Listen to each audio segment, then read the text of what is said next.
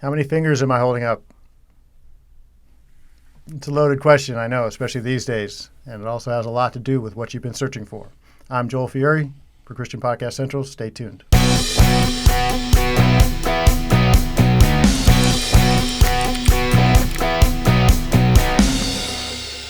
In our research, continuing research that we've done on what you, the Christian Podcast listener, have been searching for, two questions came up that are actually the same question and probably would have been the number one question.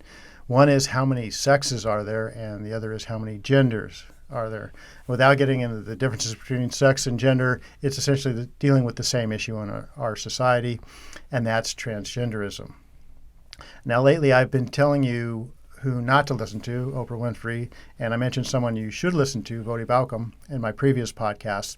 I'm going to tell you another person that I think you should be listening to, especially when it comes to this subject, and that's Albert Mohler. Al Mohler, he's president of the Southern Baptist Theological Seminary, and recently in a podcast he tackled the subject of transgenderism, putting it under the umbrella of Christians making distinctions.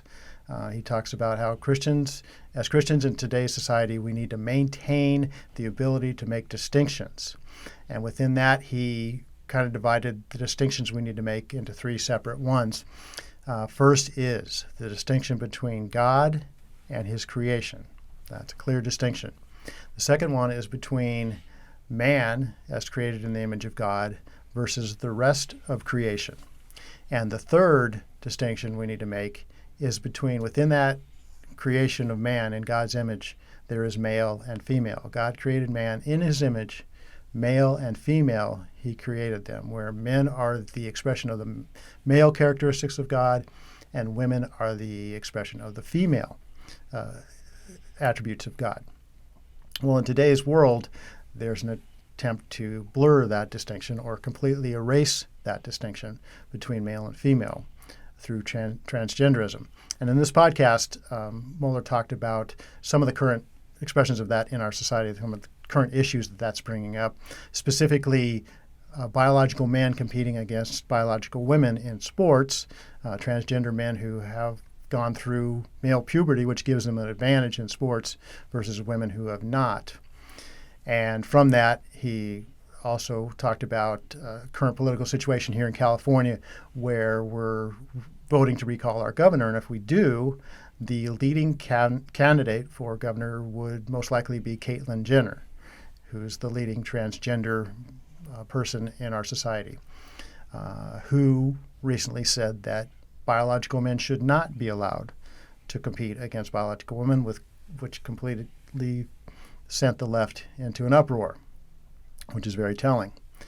And also in this podcast, and this is where my finger question came at the beginning, as some of you are way ahead of me, he mentions George Orwell. And if you've ever read the book 1984, you know that there's a famous scene in that book, famous part of it, where Winston Smith, the protagonist who's been resisting big government the whole book, is being interrogated and tortured by O'Brien. And O'Brien holds up his hand with 4 fingers, and he says, "How many fingers do you see?" Of course, Winston says, "I see 4," at which point he's tortured severely. And he holds up his fingers again and says, "How many fingers do you see?" And he says, "I see 4." And O'Brien says, "No, you see 5." And this goes on and on and on. As long as Winston says he sees 4 instead of 5, he gets tortured more and more, until eventually O'Brien explains to him, it's not how many you see. You're defective. What you think and what you see can't be trusted. You need Big Brother to tell you how many fingers you see. If Big Brother says you see 5, you see 5. If Big Brother says you see 3, you see 3. If Big Brother says you don't see any fingers, you don't see any fingers. You're defective. We're not. We're not insane for saying 2 + 2 = 5 or 3 or whatever. You're insane for thinking 2 + 2 = 4. So eventually Winston's mind is brainwashed and remolded to think what I think doesn't count. It's only what Big Brother thinks. And this was redone famously in Star Trek Next Generation, where Captain Picard was captured by the Kardashians, and not Kim and Khloe, but the actual space Kardashians, despite what some cameramen may think. And he is being tortured, and the Kardashians are trying to get him to say he sees 5 lights when he only sees 4. And he's being tortured and tortured and tortured. Now, in that story, that has a happy ending because Captain Picard is rescued before he has to say he sees 5 lights. In 1984, it's not a happy ending because Winston is eventually brainwashed into thinking he's the problem, not Big Brother. Big Brother needs to do the thinking for him. Big Brother needs to shape reality for him. So, in the cultural moment we're at right now, this is kind of what we're facing with the issue of transgenderism. And what Al Mohler mentions in this podcast makes a very good point. He said, because of the craziness of the idea of transgender, where men can be women and women can be men, they've had to reinvent language, or they had to invent language to explain away their craziness and to make us think that we're the ones that don't know what we're talking about when we say there are only 2 genders. Words like misgendering and cisgendered, all these new phrases that come up to make us think that we might be the mentally defective ones, or the ones who don't know what we're talking about, whereas they do. And this is the same dynamic you see in 1984. So, as Christians, we need to maintain the ability to make intellectual and moral distinctions. And what it goes back to is we need to renew our commitment to the truth of the Word of God, because that's where we see these distinctions originate. And if you listen to my podcast, you know that this is a recurring theme. I started off the very first podcast with C.S. Lewis and his point that wherever you choose to go in Christianity, whatever denomination or church, or wherever when you start your journey with Jesus, you need to find out where truth is. Truth is the key. We've already abandoned, much of Christianity has already abandoned truth when it comes to the idea of marriage, that distinction we used to make between what marriage is and is not, and we're being pressured to erase and not make the distinction between male and female.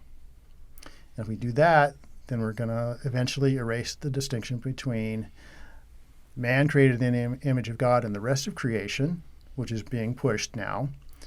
And if we erase that distinction, we will have to erase the distinction between God and creation itself, at which point God will cease to exist, and Big Brother, or the state, will have won, and will have won the ability to tell us what to think. So it's a heavy subject. There may be a happy ending. There will be a happy ending because we're on the winning team. God does exist, and he's not subject to these things. It's just a matter of whether we can maintain our ability to be on his side and not on our society and the world's side. A lot of people say that the cultural moment we're in right now is a winnowing away, a separation of the wheat and the tares. Well, if you're the wheat, it's a happy ending. If you're the tares, not so happy. We need to get this one right, folks. This is a key thing we need to get right as Christians. And hopefully this podcast has helped you do that. We'll put a link to Al Mohler's podcast in the description below. Next week, I'll discuss more about today's cultural moment and the divide we have in Christianity that we've been talking about the last few weeks. Thanks for listening. Please like and subscribe, comment below, tell us what you think.